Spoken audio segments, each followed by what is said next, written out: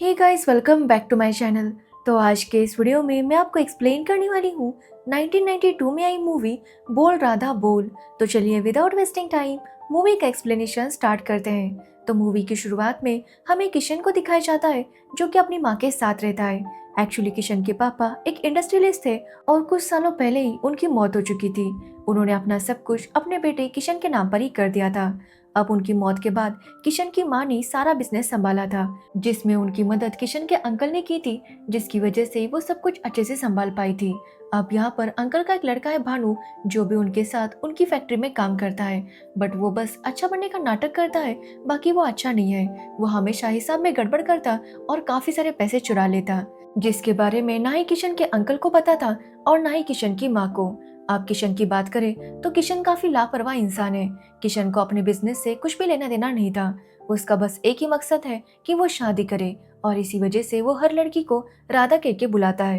Actually उसका मानना है कि भगवान ने उसके लिए भी एक राधा बनाई होगी, और इसी वजह से वो अपनी राधा को ढूंढ रहा था। अब किशन के पास एक डॉग भी है जिसका नाम है शेरू, जो कि हमेशा किशन के साथ रहता है। अब किशन की माँ किशन को जबरदस्ती ऑफिस भेजती है ताकि वो अब ऑफिस का काम संभालने लगे। अब किशन अपनी माँ से बहुत प्यार करता था और वो उन्हें मना नहीं कर सकता था, जिसकी वजह से वो ऑफिस आ जाता है, जहाँ पर भानु उसे कहता है कि उन्हें एडवर्टाइजर्स को 2 लाख रुपए का पेमेंट करना है, इसलिए वो चेक पर साइन कर दे। और यहाँ पर किशन भी साइन कर देता है, जिसके बाद भानु वो सारे पैसे अपने पास रखता है। और अगले दिन जब हिसाब होता है तो वो किशन पर ये इल्जाम लगाने लगता है कि किशन ने वो सारे पैसे लिए हैं। अब ये सुनकर किशन भी काफी हैरान था और वो अपने घर वालों को समझाने की कोशिश करता है कि भानु ने उससे पैसे लिए थे। बट यहाँ पर हम शेरू को देखते हैं जो कि भानु के घर चला जाता है और उसके घर से वो बैग लेकर आता है जिसमें वो 2 लाख रुपए थे। अब ये देखकर भानु की असलियत सबके सामने आ गई थी, जिसकी वजह से भानु के पापा भानु के ऊपर काफी गुस्सा होते हैं और उसे घर से निकाल देते हैं। तो वही यहाँ पर किशन को एहसास हो गया था कि उसे अपने बिजनेस में ध्यान देना चाहिए, नहीं तो अगर ऐसे ही उन्हें लोग लूटते रहेंगे तो इनके पास कुछ भी नहीं बचेगा। और इसी वजह से वो डिसाइड करता है कि वो अपने बिजनेस पर अच्छे से ध्यान देगा। साथ ही उसे पता चलता है कि उसके पापा ने एक दूसरे गांव में फैक्ट्री स्टार्ट की थी, बट उनकी डेथ के बाद वो फैक्ट्री बंद हो गई थी क्योंकि उसके ऊपर ध्यान देने वाला कोई भी नहीं था। तो वही उस गांव के लोग भी चाहते थे कि वो फैक्ट्री स्टार्ट हो जाए ताकि गांव के लोगों को रोजगार मिले। इस वजह से किशन डिसाइड करता है कि वो उस गांव जाएगा और फैक्ट्री को दोबारा से स्टार्ट करेगा। वो अपनी माँ से कहता है कि आज के बाद वो अपने सारे बिजनेसेस का अच्छे से ध्यान रखेगा।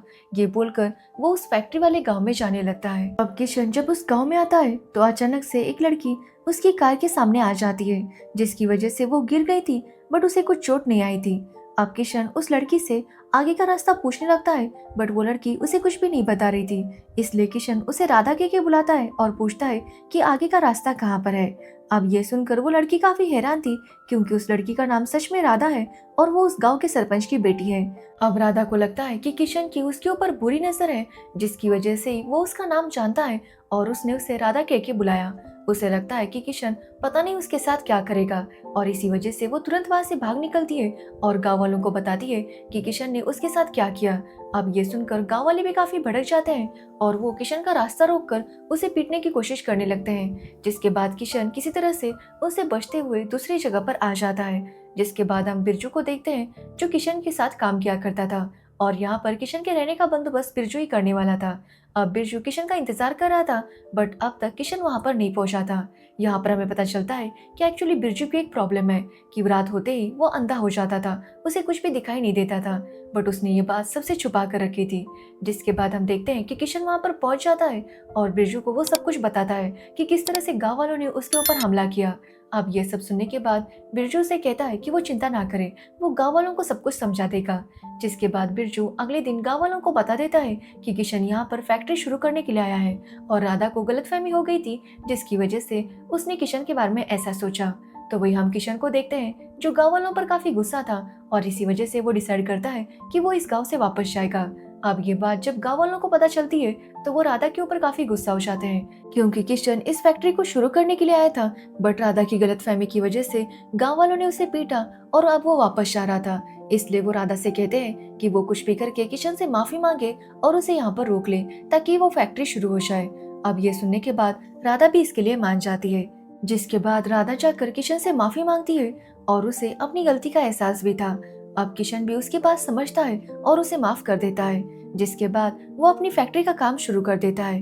अब इसी बीच किशन को एहसास होता है कि कोई उसके ऊपर नजर रख रहा है, और हम देखते हैं कि सच में कोई अनजान आदमी किशन के ऊपर नजर रख रहा था, बट उसका चेहरा अभी दिखाया नहीं जाता। जिसके बाद हम देखते हैं कि किशन और राधा की भी अच्छी दोस्ती हो जाती है, और किशन मन ही मन राधा से प्यार करने लगा था। वो यहाँ पर डिसाइड करता है कि जैसे ही फैक्ट्री शुरू हो जाएगी वो राधा के घर वालों से रिश्ते की बात कर लेगा।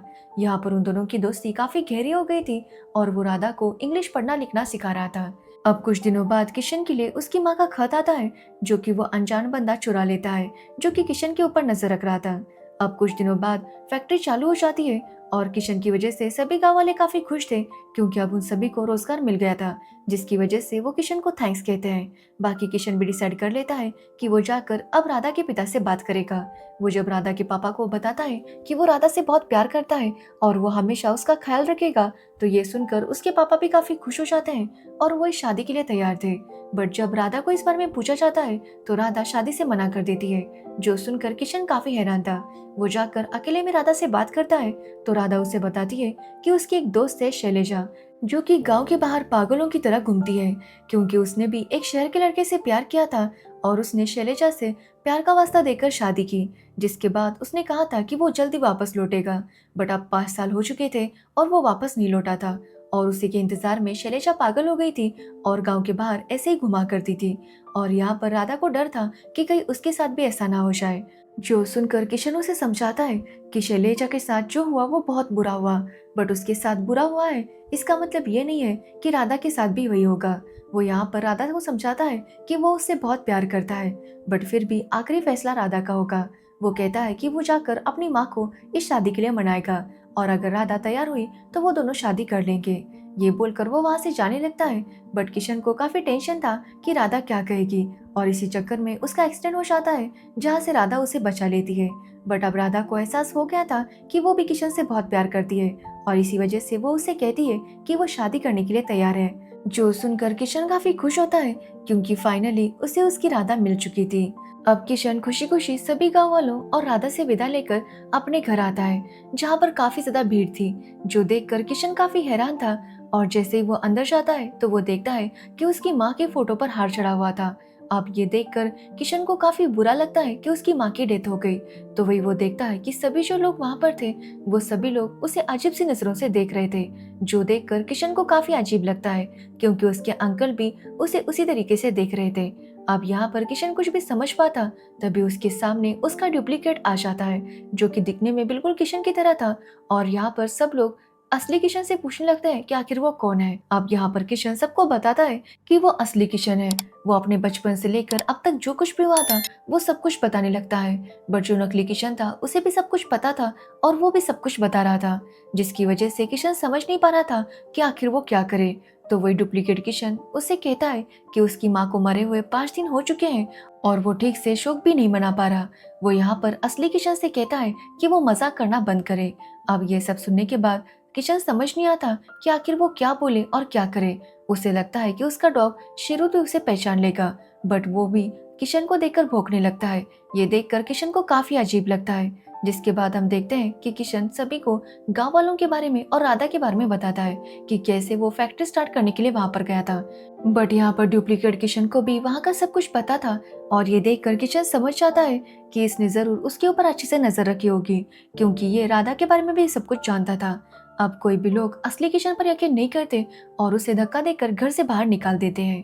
अब किशन समझ नहीं पा रहा था कि वो क्या करे और कहाँ जाए। अब यहाँ पर हमें पता चलता है कि एक्चुअली इस नकली किशन का नाम टोनी है, और उसे वहाँ पर बिरजू लेकर आया था ताकि वो किशन की सारी प्रॉपर्टी ले सके। अब यहाँ पर टोनी जानबूझकर बिरजू को वापस घर लाता है और बिरजू के पापा से कहता है कि वो बिरजू को माफ कर दे।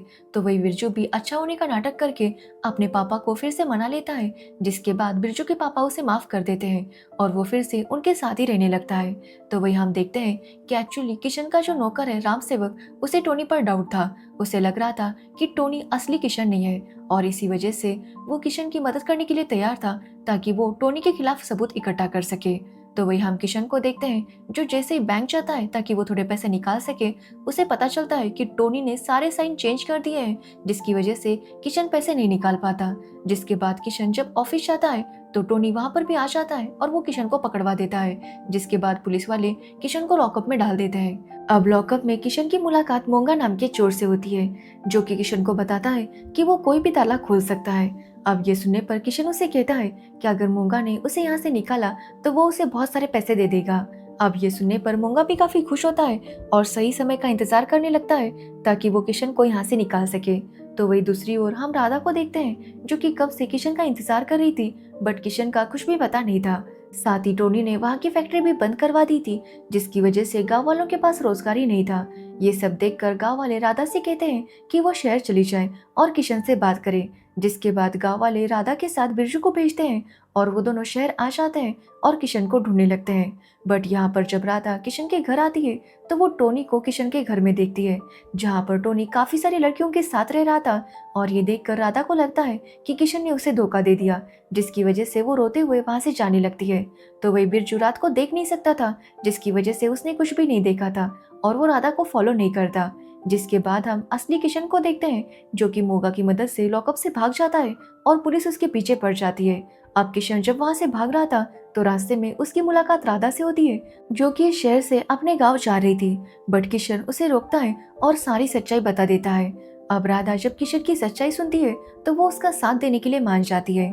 तो वही हम देखते हैं कि किशन के पीछे पुलिस वाले पड़े थे।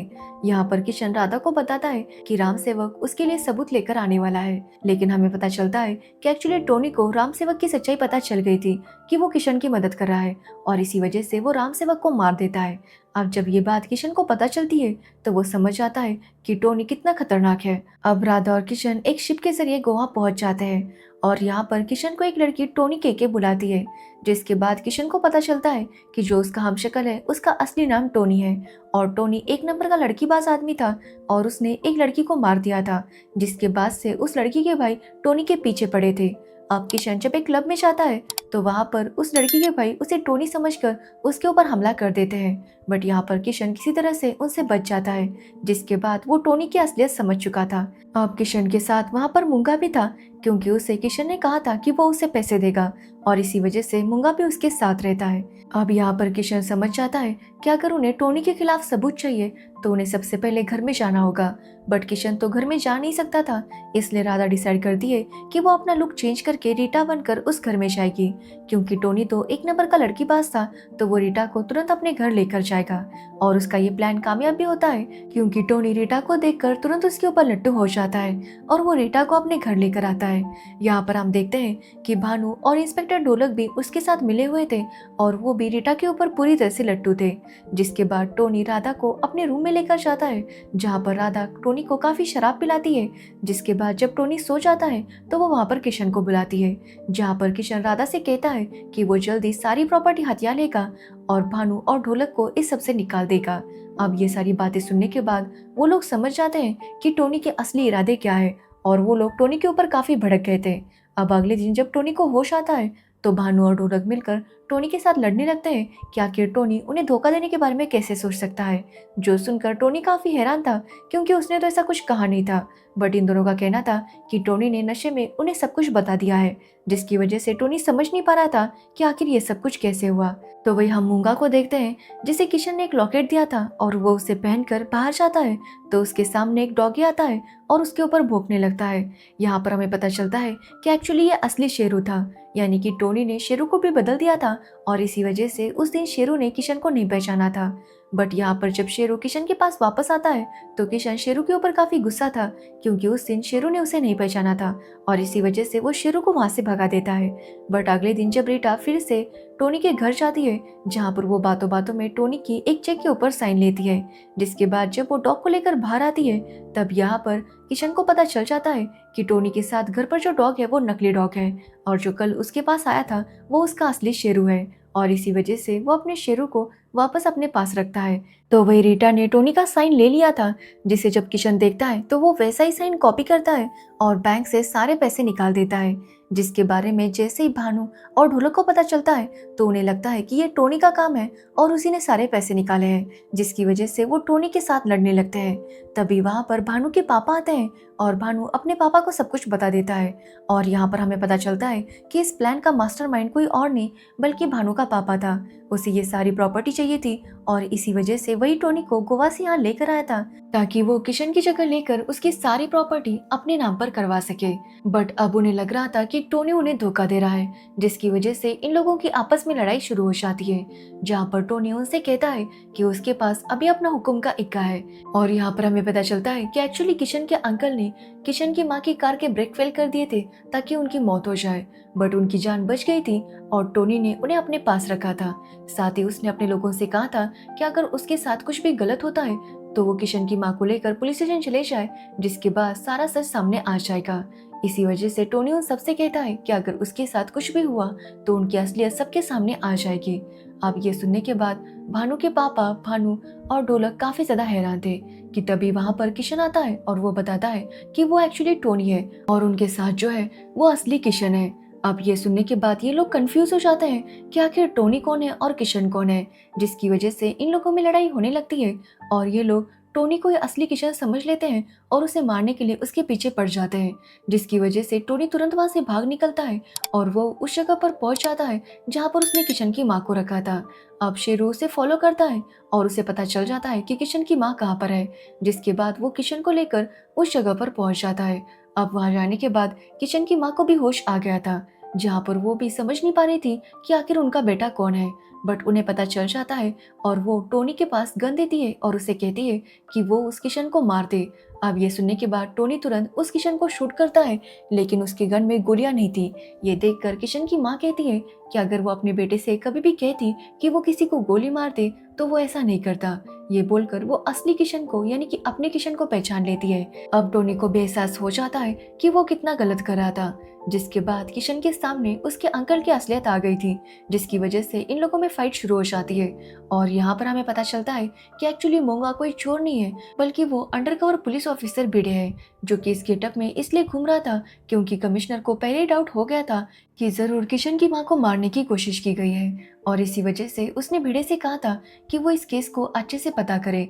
और इसी वजह से भिड़े अंडरकवर में किशन के साथ ही घूम रहा था और अब उनके सामने सारी सच्चाई आ गई थी। अब यहाँ पर काफी फाइट होती है, जिसके बाद पुलिस वाले किशन के अंकल भानु को और ढोलक को पकड़ लेते हैं। तो वही हम देखते हैं कि टोनी भी खुद ही सरेंडर कर देता है क्योंकि उसे अपनी गलती का एहसास था और वो अपनी सजा काटने के लिए तैयार था। जिसके बाद किशन को फाइनली अपनी माँ और राधा दोनों मिल जाती है। तो वही राधा को ढूंढते हुए गांव वाले भी यहाँ पर आ गए थे, जिसके बाद राधा और किशन की शादी हो जाती है और फाइनली वो फैक्ट्री फिर से शुरू हो जाती है और इसी के साथ ये मूवी एंड हो जाती है। तो ये थी बोल राधा बोल मूवी की स्टोरी। अगर आपको इस मूवी की स्टोरी और मेरा एक्सप्लेनेशन अच्छा लगा हो तो वीडियो को लाइक कमेंट शेयर जरूर करना और मेरे चैनल को सब्सक्राइब करना बिल्कुल मत भूलना। Thanks for watching video.